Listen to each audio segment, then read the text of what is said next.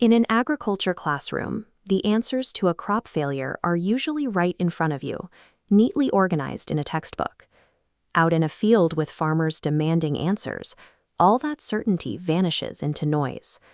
Traditional agricultural education often teaches students to understand complex systems by giving them the entire picture at once.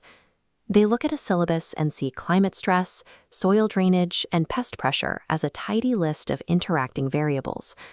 But seeing the whole puzzle completed doesn't teach you how to build it. Students learn the vocabulary of complexity.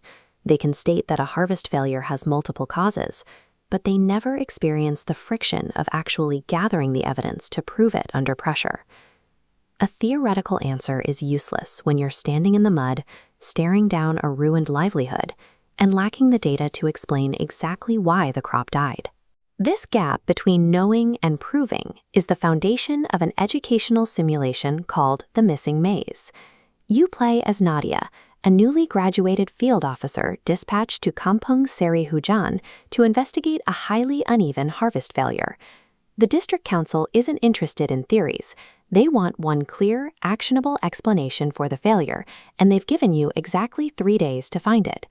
To build your case, you have 5 possible places to investigate: the local weather station, the waterlogged fields by the river, a farmer's meeting at the community hall, the local market, and the village seed shop. But time is a hard resource.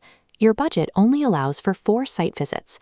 By design, one location will remain permanently unvisited, and its data will stay out of reach. That simple mathematical limit removes the safety net of the classroom. It forces you to calculate the diagnostic value of every single move you make before you commit to it. This creates a strict epistemic constraint in the field. As a field officer, your understanding of the crisis is limited entirely to the specific evidence you choose to uncover. This chart shows site visits made by the students. The red bar reveals 58% skipped the local market. This leaves a massive gap. Without this data, you miss the economic reality. Buyers penalize farmers for small crops, even as retail prices climb. Compare that blind spot to the clarity gained at the farmers' meeting. There, students help the community draw a visual crop calendar, proving how an early drought lined up perfectly with later waterlogging and pest cycles. Others spent their limited time inspecting field plots directly, peeling back maize husks to document the physical reality of secondary pest damage on weakened plants. Every piece of evidence is accurate, but an incomplete investigation creates a fractured reality.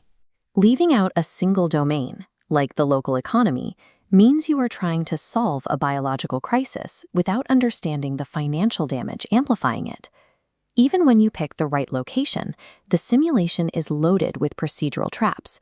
These are plausible red herrings designed to test your situational reasoning. This graph highlights specific traps that caught students. Every action here is a logical step a real officer might try. The most revealing trap is the decision to send field samples to the district laboratory for professional analysis. Sending soil to a lab is scientifically sound, but it's procedurally disastrous. The lab takes 3 weeks to process results, and your council meeting is in 2 days. Navigating a crisis requires prioritizing actions that are useful within an urgent timeline over actions that are merely scientifically correct in a vacuum. When your 3 days expire, you have to stand before the district council, look at your notes, and lock in the final framing of your report. The ultimate temptation is to guess based on the textbook. You know agricultural failures are usually multi-causal, so you might claim a complex breakdown, regardless of what your gathered evidence actually supports. This matrix maps student evidence quality against their final outcomes. The pink cluster at the bottom shows a consistent failure mode among the cohort. These students chose a layered, multi-causal report framing despite having only 0 or 1 reliable domains of evidence. When the council chair asks for the data supporting each claim, the student stands there empty-handed, and the report is thrown out. True systems thinking moves beyond the vocabulary of connections. It requires the strategic discipline to map those connections and prove them to a room full of people when real lives depend on the results.